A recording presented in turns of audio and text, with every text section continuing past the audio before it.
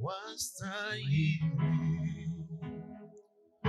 Umeketi juu sana kwenye kiti cha enzi, umejivika utukufu, wewe ni wewe.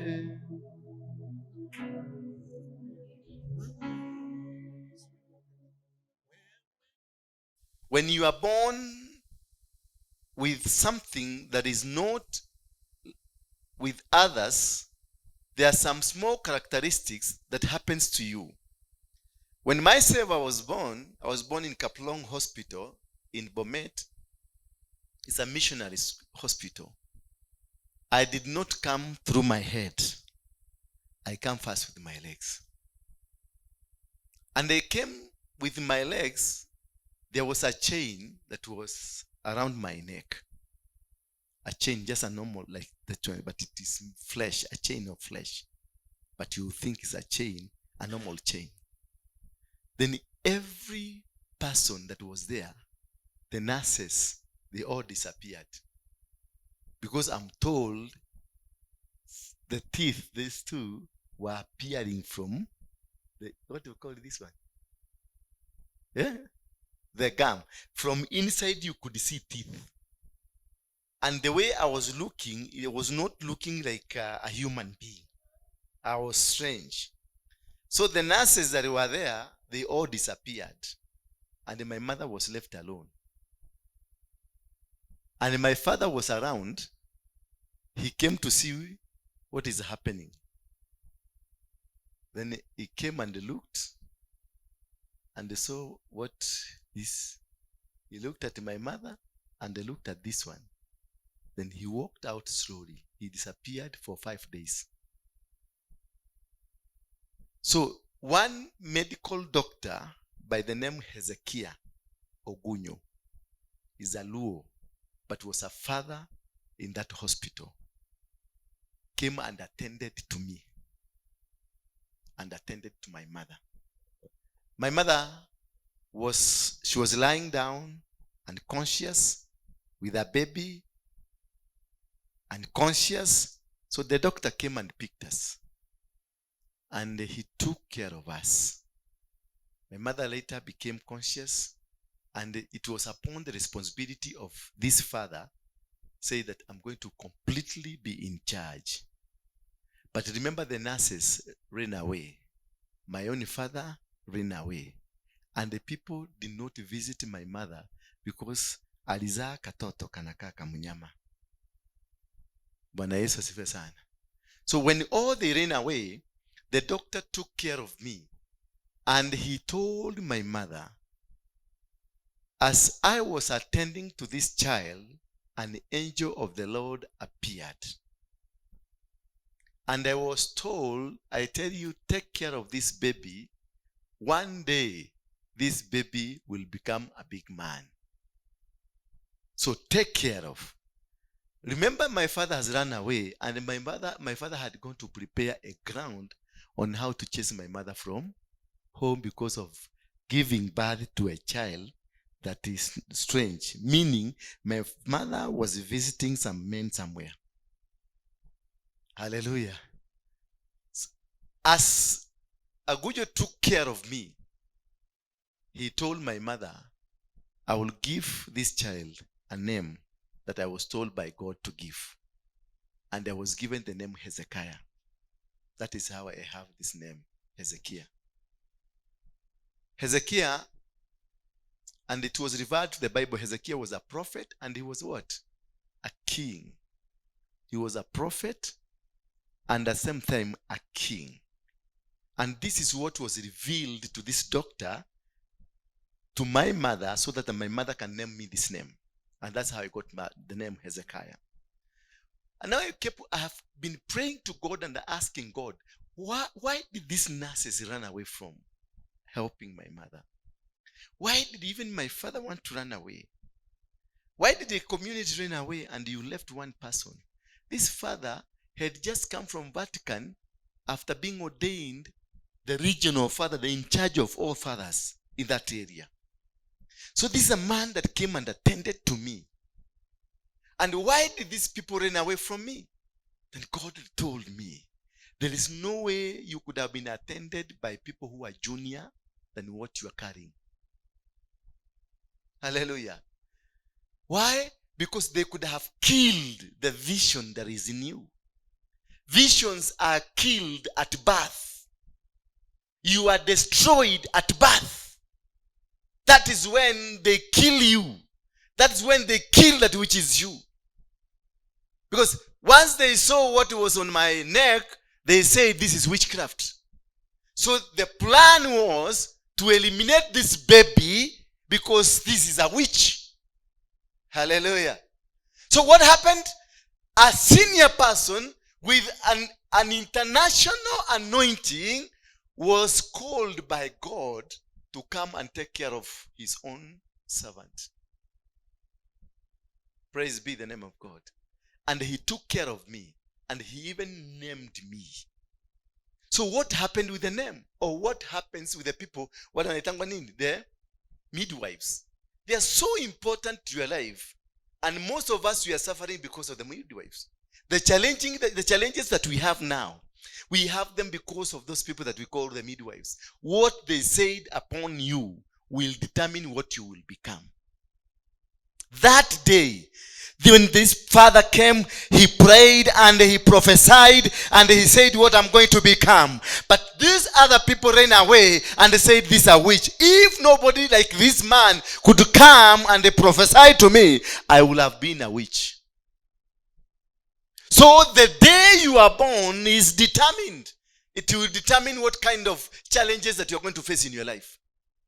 The day the person that introduced you to this world, the words that were spoken to you while you got to this world determines the rest of your life. Visions are killed at birth. They are not killed as you are going. When you get, no, like now, if I may give you a good example. Airplanes, they don't fall down. Uko juu. Airplane that have gone down, apart from that one from Malaysia, it is 6 minutes after takeoff or 6 minutes landing. No airplane that will develop any problem up there. They develop problem as they want to take off. The 6 minutes. You go to the KQ in Douala, Ivory Coast, it is 6 minutes. Or 6 minutes as you are landing. So your destiny is decided at birth. What you will become is decided at birth. The people that are going to hold you, the first people, watu wa kwanza, watakao kushika mkono hivi, hao ndio maneno watakao yanena, will propel you to death or to victory. That's why it's very important to know who is going to midwife you. If you lack to get that very important person who will speak a word of prosperity in your life, when you started a company or when you start marriage, the people that will handle your marriage the first day will determine how the marriage will become.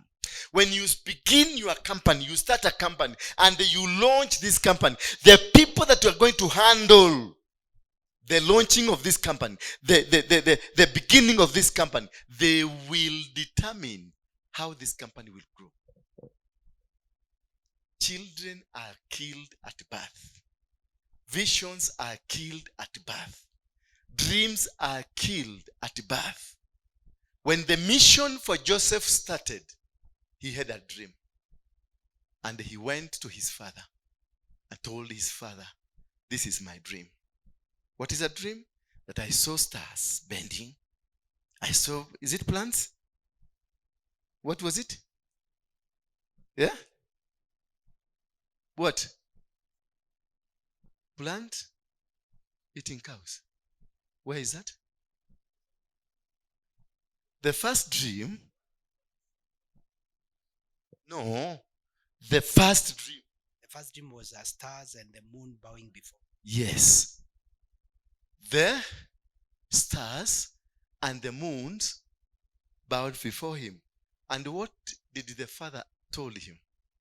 You mean even myself and your mother you bow before? That was the beginning of the battle. not the brothers who sold him. The sentiments of his father. So even me, I will bow before you. That is the word that engineered the battle of destiny in Joseph. How he responded. And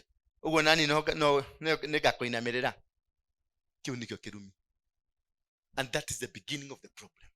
What your father said, what the people ahead of you said when it began.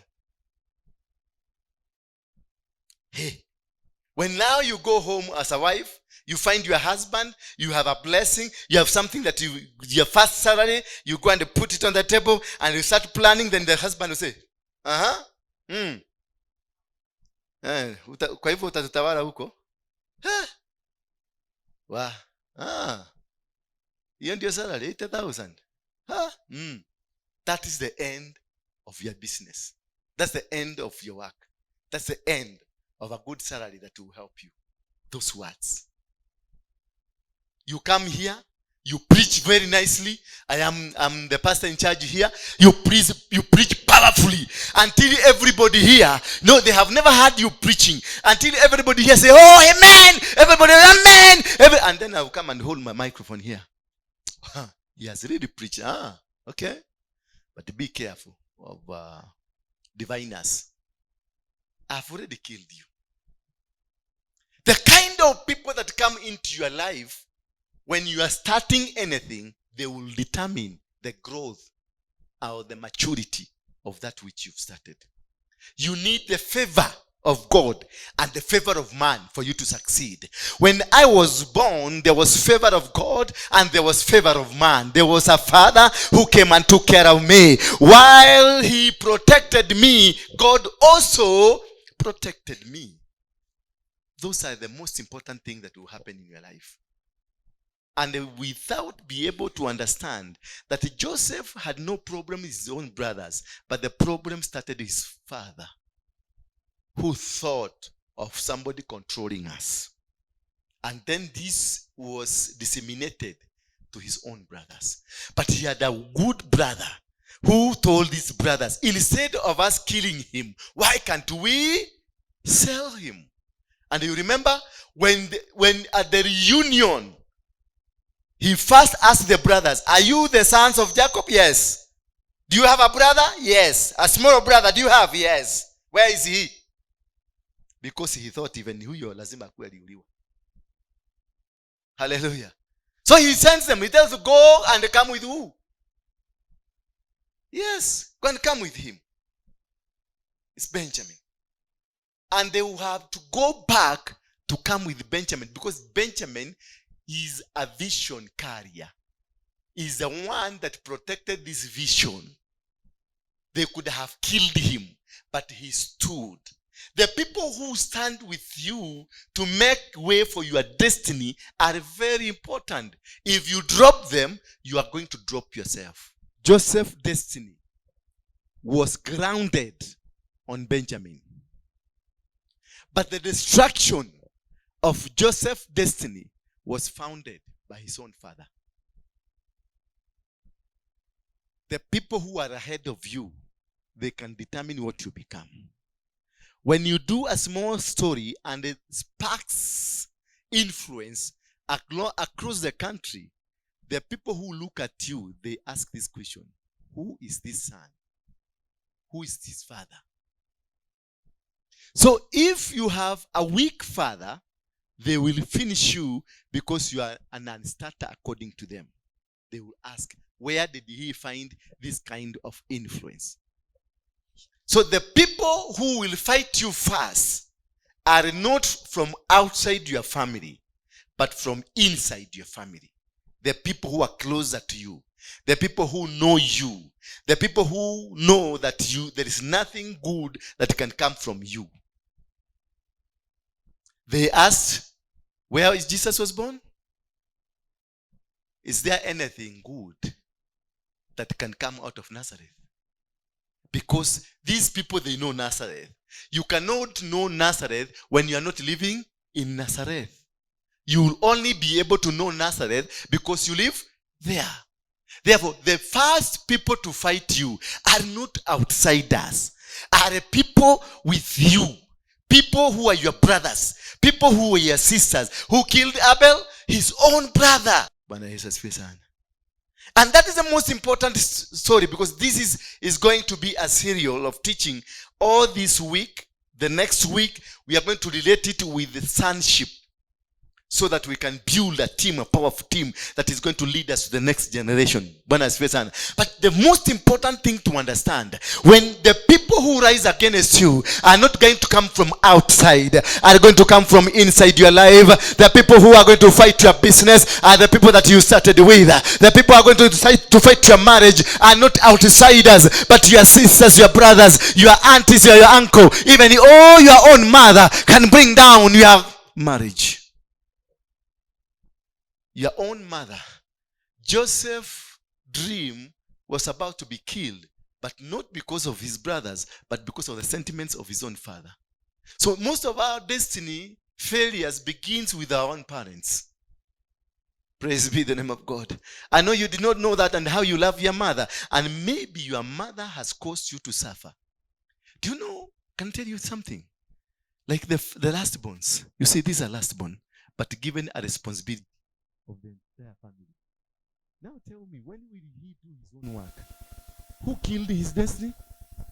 His own father. His father failed and decided, I'm going to place my failure on this man. That is now why you are facing miserable life. See, your mother died. Yeah, my mother died in 2009. And now your mother appeared to you in a dream. Yes. And she was in a miserable state. Yes. And then you decided. Yes. Whom did you call? I first talked to my elder brother. Uh-huh. And I shared with our firstborn. Yeah. It's called Akoman. Yeah.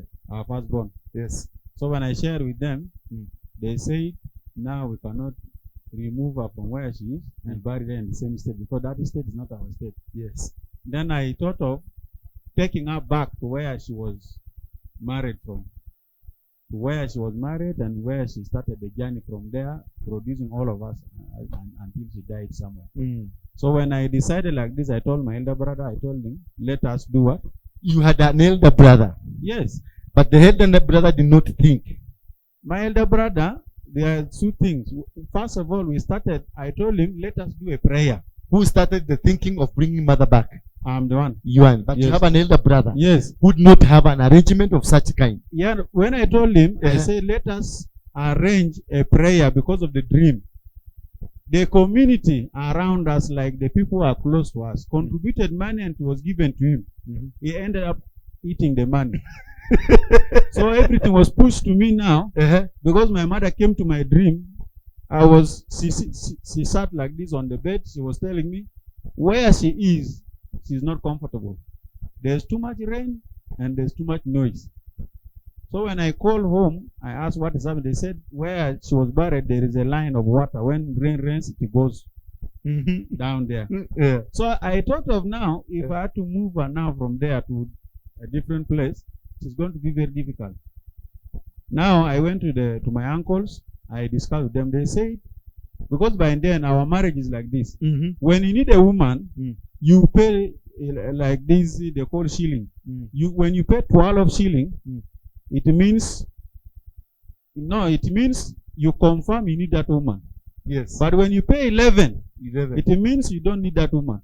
So automatically the family of the woman will know that you are not interested in that woman. When you pay 11. When you pay 11. There are some demands will be given to them, then they will say this marriage they don't want to continue. Yes. But when you pay 12, you have confirmed yourself that you need your wife. Yes. My father paid 12. Yes.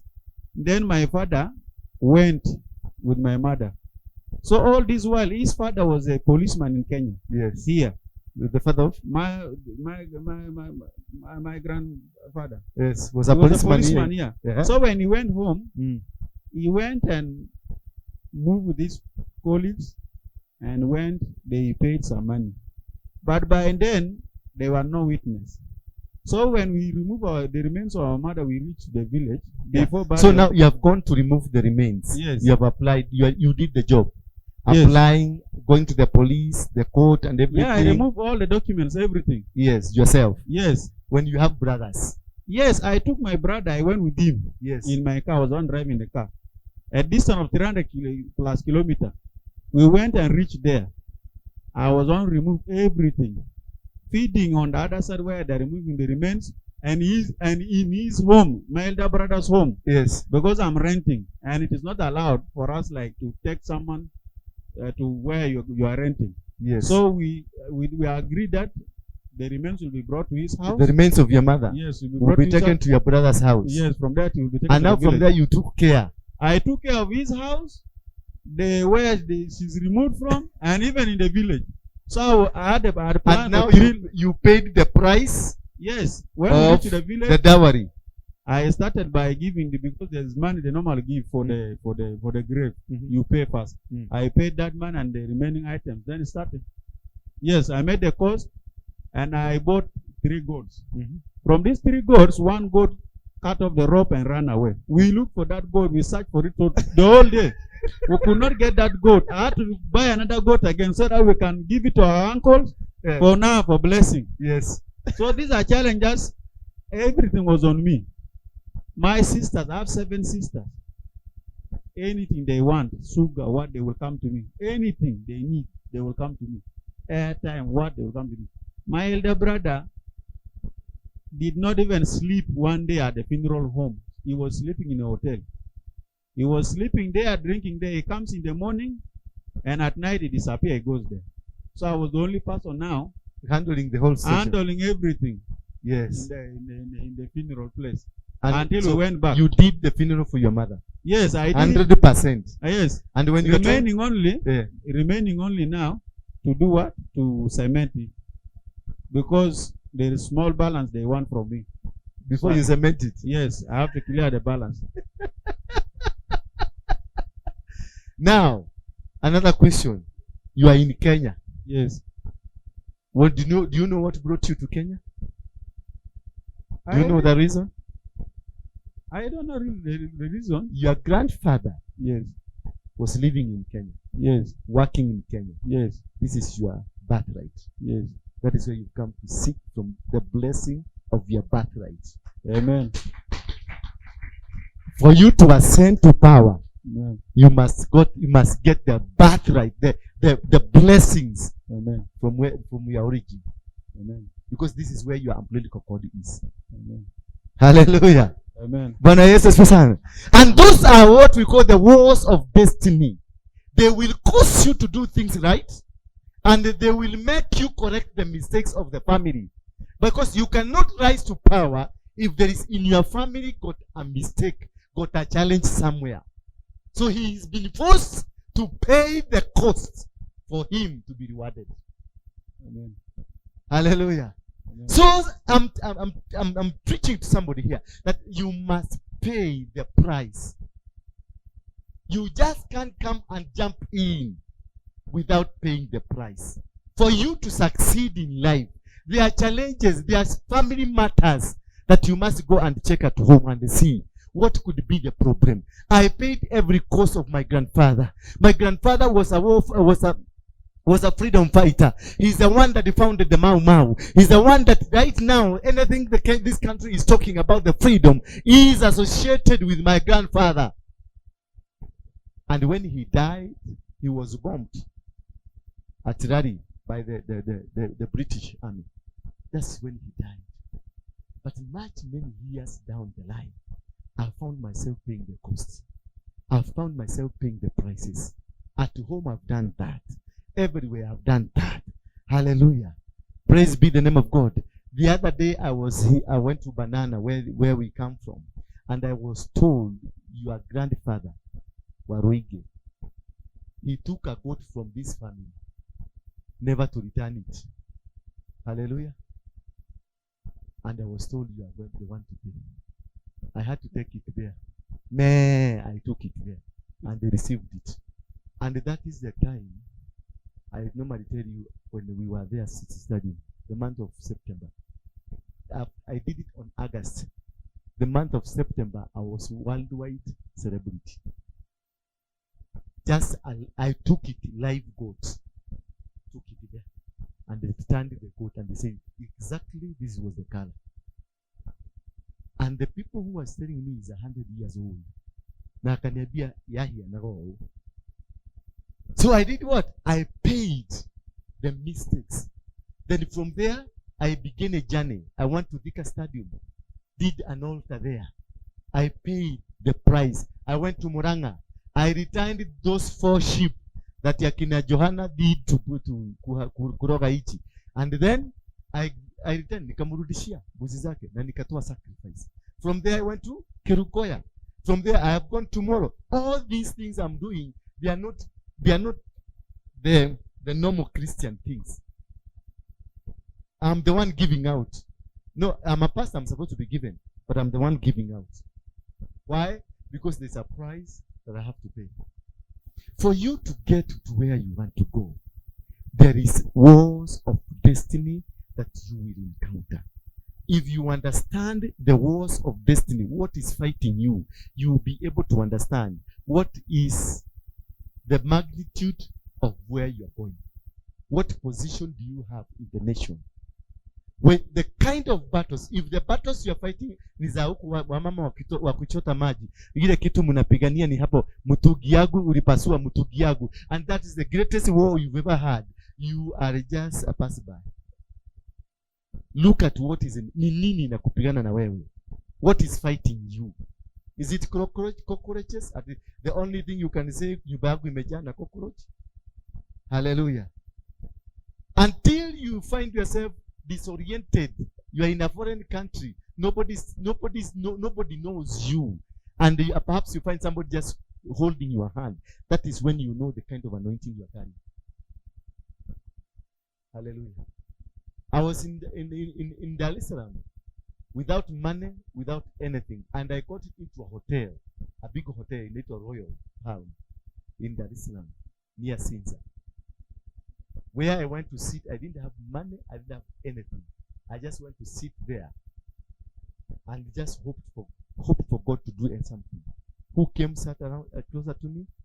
The daughter to me, Rose. In Tanzania, they're not like Kenyans. If it's Kenya, you go look for your table somewhere. In Tanzania, they look for where people are. They join you. Whether they know you or they don't know you, they will come and join you. So this lady saw me on a corner and she came and joined me. And it's just me.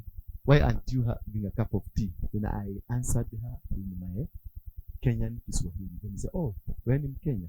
Then I said, yes. Then we started speaking. She loves Kenya. As we were speaking, I was speaking to her. Then all of a sudden, she had a newspaper from Kenya, a Daily Nation.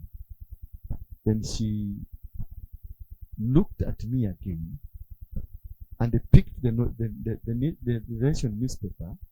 She looked at me again. I was on the front page. And that's when they said, shoot Waruinge on site. And she asked me, could you be this?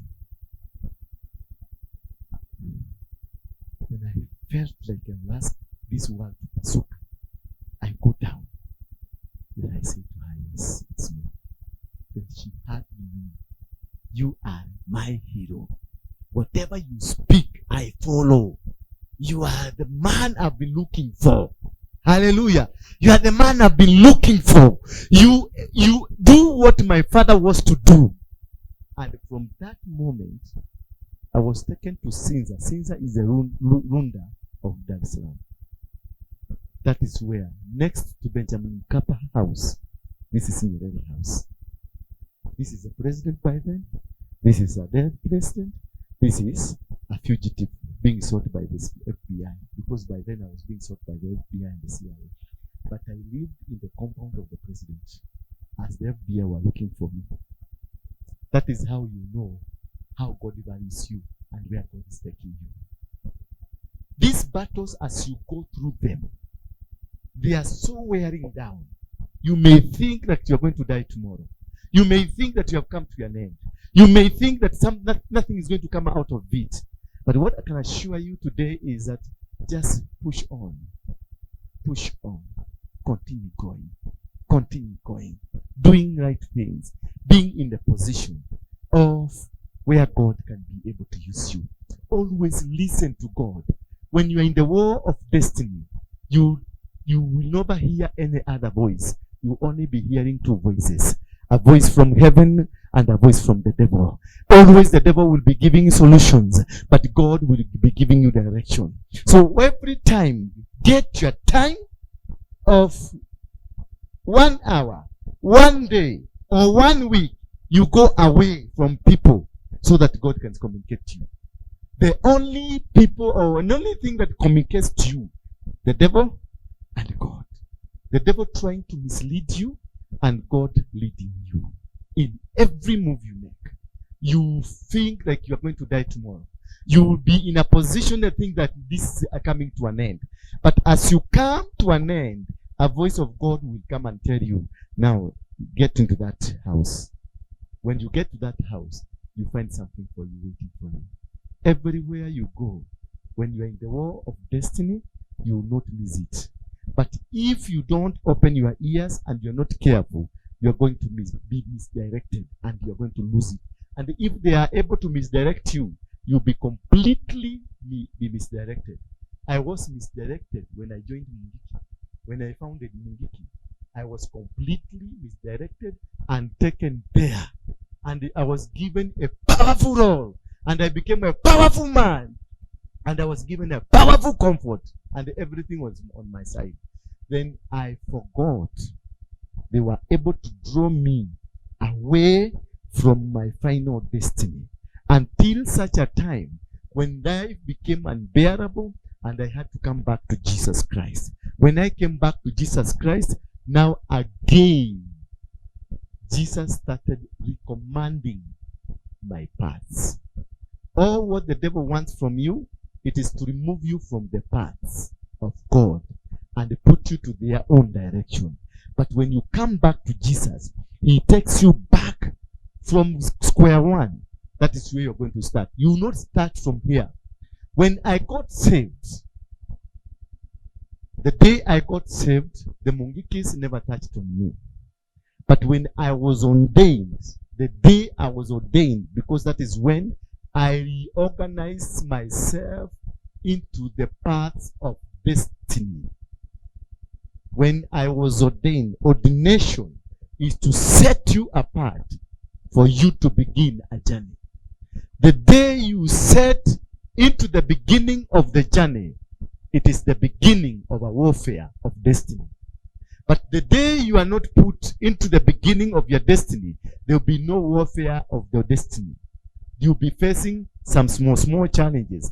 But the day they will pour oil on you, you will have been consecrated, anointed to become a prophet unto the nation.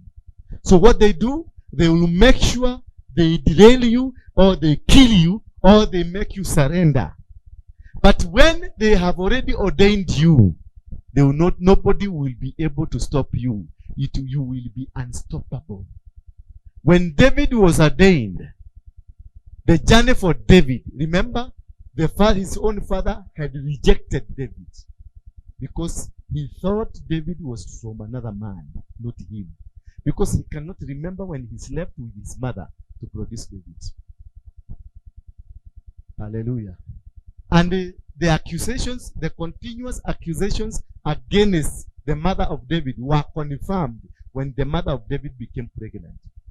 And there was no evidence whatsoever to prove that Jesse slept with David's mother. Because when David's mother was to be chased away, and Jesse had picked on the housemaid to become the wife, to replace the wife, to replace mother of David.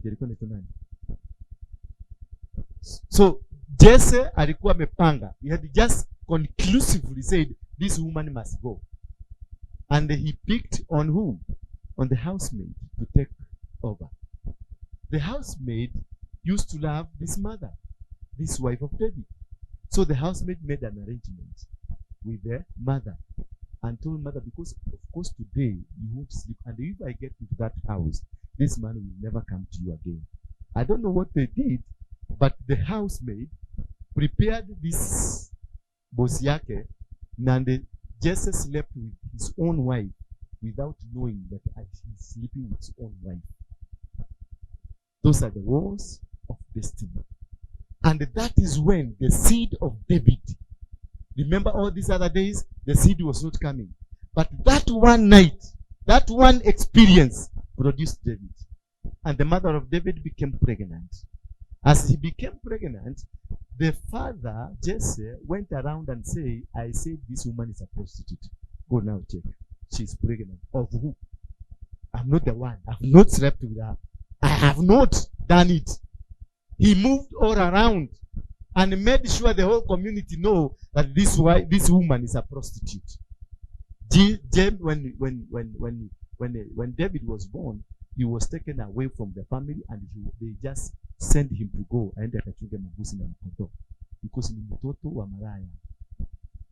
Bwana Yesu asifiwe sana. And David remained there.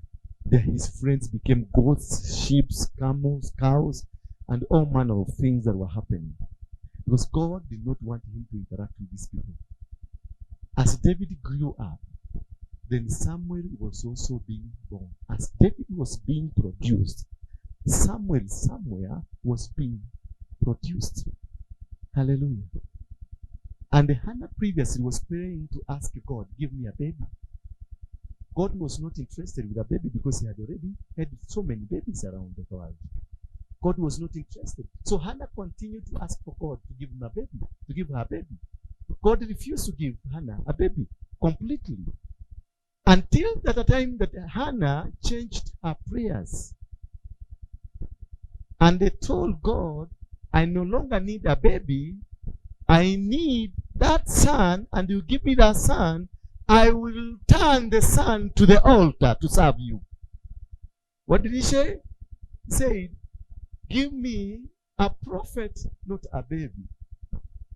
When Hannah realized God is not looking for babies, he's looking for a prophet, that is when she changed her prayer and told God, give me a son, and the son I will turn him to the altar to serve you. Hallelujah. Why? Because there was a David somewhere, so Samuel had to be produced, the person that will come to anoint David somewhere. Hallelujah. The things of God, they don't work like the we plan. God has a perfect plan for your way, for what you're going to become, for where you are going, for whatever the kind of people that are going to be in your life, people that are going to assist you, people that are going to bless you, people that are going to rescue you. All these people, when you come to this earth, they are also produced. Hallelujah. Wale watu wote ambao watakuwa msaada kwa destiny yako unaposaliwa na wao wanazaliwa. They will start growing with you. Samuel came to this world basically to anoint David, and that was his business. And after he anointed David, how is his life? His life disappears. He disappears slowly but very sure. So there are people, don't worry of the challenge that you are facing today. When I was born, God had his mind.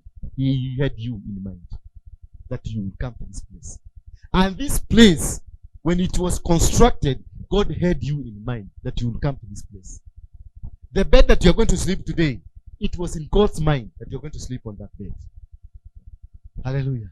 He prepares. So do not worry of if God has given you a walk to walk, a drive to go, a way to do, something to do. Don't worry about it. Don't worry about the supplements of what I'm going to do, where am I going to do, how am I going to get the rent, what am I going to do, who is going to support me. No, don't worry about them. Just do the work, the rest is going to be added unto you.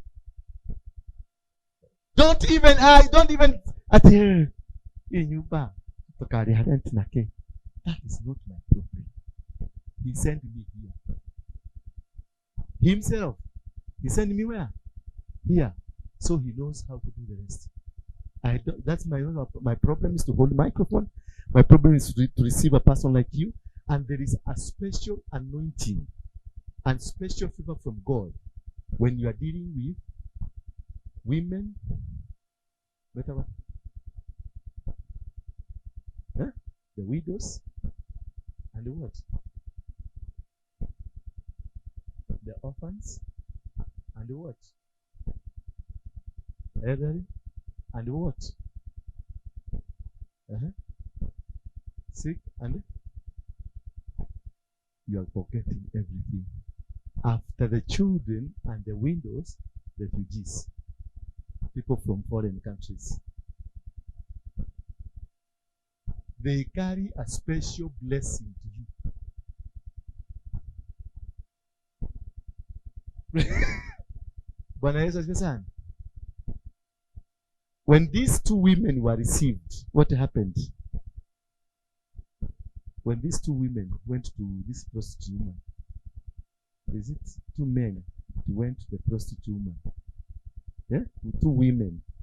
Two men went to a prostitute woman. What happened to that village because of this men? There was some sort of favor and protection. So the battles of destiny are well taken care of by God. You can never be able to take care of a battle of destiny. All what you need to do, it is to position yourself. David, when he rejected him, he positioned himself to go and deal with cows and the goats. Why? God wanted it to be like that, because if they sat with him, they would be able to interpret, this is not an ordinary person. So they left him to go to the sheep and to the cows. That was the plan of God.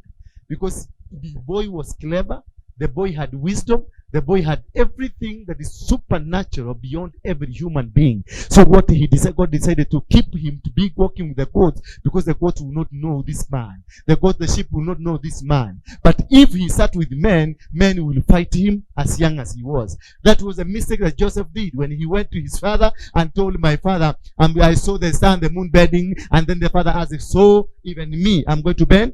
No. Hallelujah. Just position yourself where God will meet you to allocate you to your next destiny helper. Hallelujah.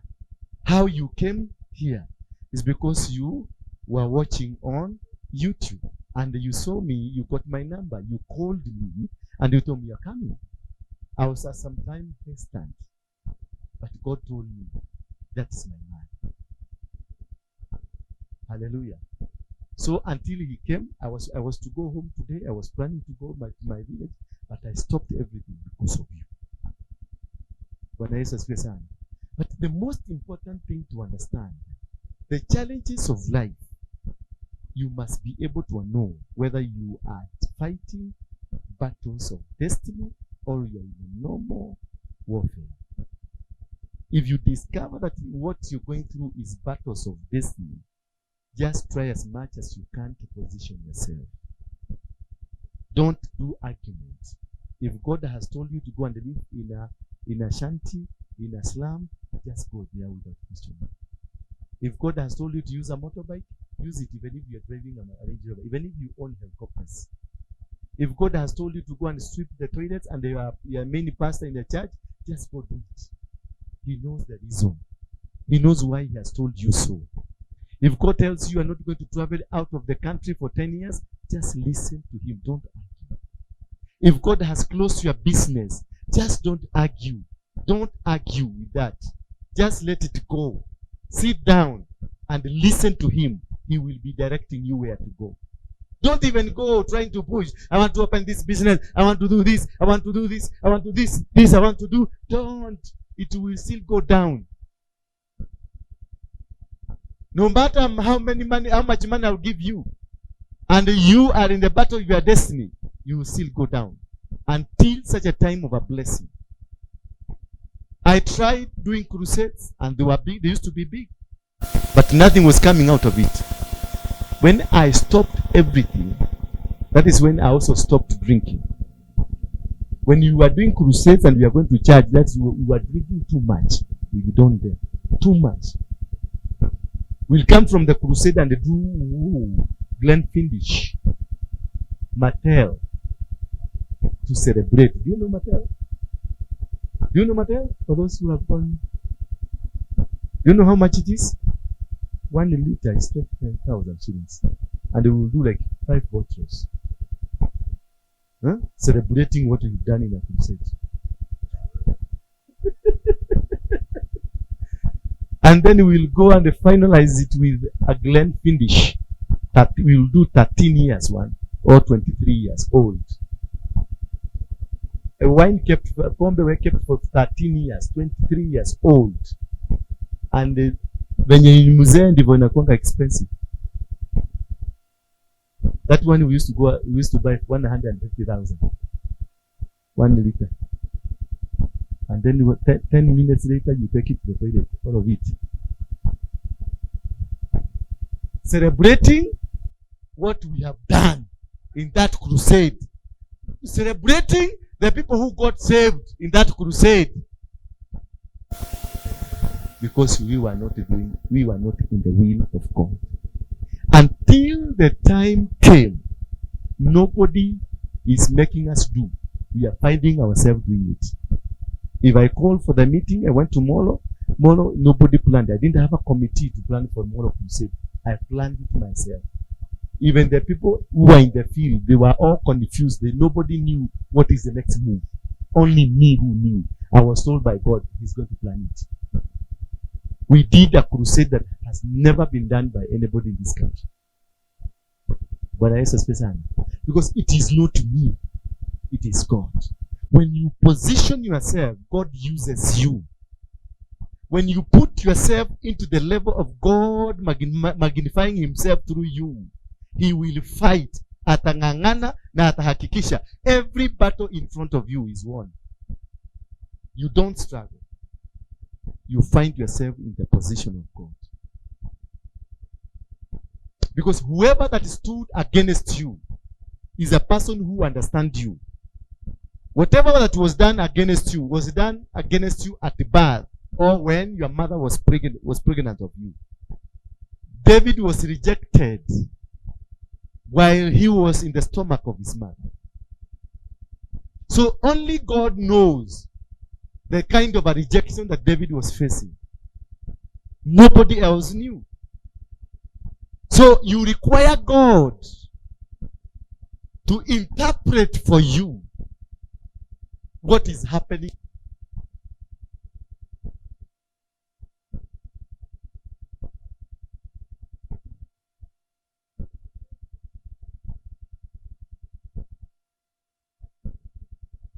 And through His visions.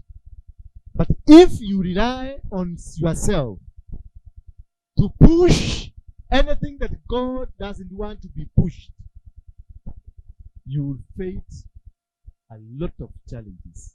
You will not have a breakthrough. But the day you release yourself, surrender to God, and tell God, let your will be done, people will be sent from all corners. These people will have a huge challenge in them, forcing them, go to so and so. We were struggling when we were on the other side of City Stadium. We were really struggling to even pay rent of 30,000. And it was so difficult for us. We were trying to raise money at Jericho to hire a city council hall, 2,000 per hour. But it was a big deal, 2,000 per hour. That is 3 years ago. But when God time came, here we are. We did a renovation of over 5 million shillings. And a few months later, before, we were struggling to pay rent. Few months later, you are swimming in money.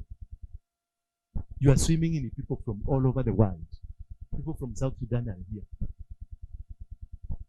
The other day, people from Germany were here. The other day, people from Namibia were here. The other day, delegations are coming. There are people from Australia on their way coming. You see, when you are in the plan of God, everything will happen according to the plan of God. The other night, we lit candles for our boys. And I told people to go to the other side and escort them to the altar. 1 week later, they all came. Because you are doing, your work is only to pronounce, and the things will be happening. Just speak it out. Just speak it out. Just as I've spoken it to you, I have sealed it that you become a president. If you live the way God wants you to live. If you are not going to be contaminated, because this line will be having many enemies, both sides, and you'll be walking on a rope. And if you make a stupid mistake, you drop, and down there will be crocodiles waiting for you. So, as you've lived, live this way. As you've been protecting the interests of the people, do so. But now announce. When you go there, announce. Tell them, now this time has come for us also to be in the mantle. And everybody will rally around you. Even the rich, they will come and tell you, we are going to give you millions. You'll be getting millions of dollars to support you. The people who didn't want to see you, they will be saying, we are going to protect you. Why? Because you have now positioned yourself into the lineage and the plan of God. The rest is history. You are not going to struggle. I'm also speaking to you that from today, if you align yourself into the desires and the plan of God, you will not struggle anymore. You will be speaking to a disease, and the disease will be running away from you. You'll be speaking to poverty, and the poverty will be running away from you. No weapon fashioned against you will ever prosper over you. Nothing that has been planned in the darkness, when they come to the light, they will all melt down. Nobody will raise any weapon or any finger against anything that you want to do from today. All what you need to do, align yourself with God. Align yourself with God. He is ready, prepared with the destiny helper that is coming to you. The destiny helpers are all around us. Only what we don't have, we don't understand the timings of God. When they are placed in Nakuru, we are in Mombasa doing our business. When they are placed in Mombasa, we are in Kisumu doing other things. Now they keep also asking God, where is this man? Then God is asking you, where did you go? You tell God, I'm a bit busy, I'll call you back. Align yourself. Tell your neighbor, align yourself with God. He will win. Battles of destiny are not won by man, are won by God. All what you need, position yourself into the position of God. The moment you position yourself, you don't even get scared. You just walk in the middle of them. You see, Daniel had positioned himself. And when he was told he was going to be thrown into the den of lions, he asked them when. It was a question of, when are you going to do this? Why? Because he knew, I have a God. When these prophets of doom came to Elijah, Elijah went and asked them, what do you need? What kind of help do you need from me? Hello? And he gave them the position. He told them, go do what you think to do. Do it. They tried. Because Elijah was confident of his God. He knew, my God will never let me down. Why? Because he had positioned himself to God.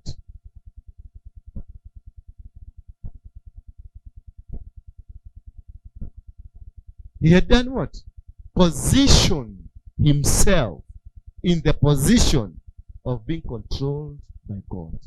The day you allow God to control you, you put down your ego, you put down your money, you put down everything, and you let God do the work for you, you will achieve it. because he picks you up like a baby. He protects you and provides for you. You will never have any difficulties of your life. Everything. I remember at City Stadium, we used to hire amplifiers because we had one. And that one, when it will blow out, we rush very quickly to another guy there, and they will tell you, leo mnalipa 6,000. Kwa nini? Leo ni Sunday. Why? Si mnapatiwa sadaka? Why? We struggled. Now we have 4 sets, not one amplifier. In a rack, we have 4 sets. We have sound system, 4 sets. We are not struggling. We have nice chairs. We used to sit on a plastic that was so weak. Unakalia mtu mnono unakalia, unasikia imefanya paka.